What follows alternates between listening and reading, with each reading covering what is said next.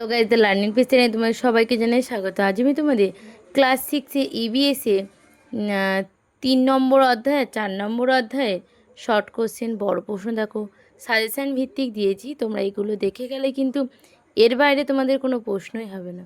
দেখো আমি তোমাদের প্রশ্ন দিয়েছি। প্রথমে কি বলেছে, গ্রাফাইট অধাতু হলেও ড্যাশ ও ড্যাশ সুপারিবাহী। 2, একটি তরল ধাতুর নাম লেখো। 3, পদার্থ কয় প্রকার ও কী কী? 4, হিরে অধাতু হলেও কিসে সুপারিবাহী? 5, ধাতুর দুটি সাধারণ ধর্ম লেখো আর কয়েকটি ধাতুর নাম লেখো। 6, বায়ু কি পদার্থ তা প্রমাণ করো। 7, মৌলিক পদার্থ কাকে বলে উদাহরণ দাও। 8, যৌগিক পদার্থ কাকে বলে উদাহরণ দাও। 9, হাইড্রোজেন বাতাসের চেয়ে হালকা না ভারী? 10, হাইড্রোজেনের দুটি ধর্ম লেখো। 11, অক্সিজেনের দুটি ধর্ম লেখো। 12, কার্বনের দুটি ধর্ম লেখো। 13, অক্সিজেনের অণুর সংকেত কী আর এতে পরমাণুর সংজ্ঞা কটি? 14, জলের অণুর সংকেত কী আর এতে অক্সিজেনের যোজ্যতা কত? তারপরের প্রশ্ন, মিথেনের সংকেত লেখো, পরমাণুর যোজ্যতা কত? 16, নাইট্রোজেন ও সালফারের চিহ্ন কী? 17, জল ও বালির মিশ্রণ কি কি উপায়ে আলাদা? 18, মৌলের ক্ষুদ্রতম কণাকে কি বলে?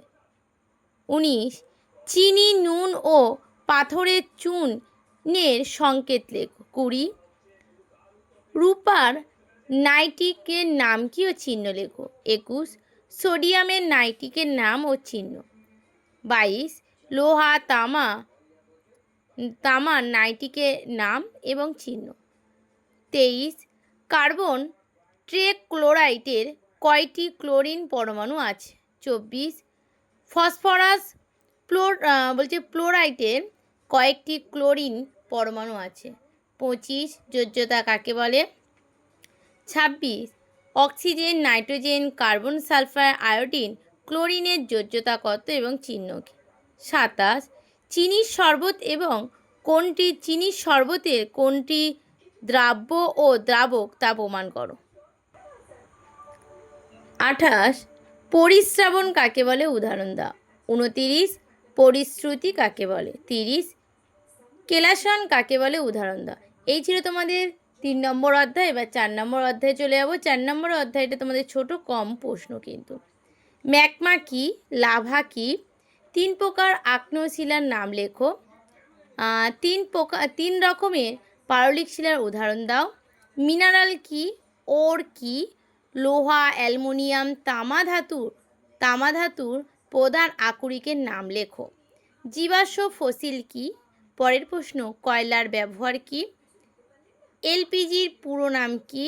12, প্রাকৃতিক গ্যাসের প্রধান উপাদানের নাম লেখো। 13, সিএনজির পুরো নাম কি? এই ছিল তোমাদের 4র্থ অধ্যায়। 3 নম্বর অধ্যায় আর 4র্থ নম্বর অধ্যায়ে তোমাদের শর্ট কোশ্চেন দিয়ে দিলাম। এর বাইরে তোমাদের পড়বে না। আর আগে তোমাদের প্রথম অধ্যায়ে শর্ট কোশ্চেন দিয়ে দিয়েছি, তোমরা দেখে নেবে। আজ এই পর্যন্ত। যদি তোমাদের ভিডিওটা ভালো লেগে থাকে একটা সাবস্ক্রাইব, লাইক, কমেন্ট করে জানাবে কেমন হয়েছে।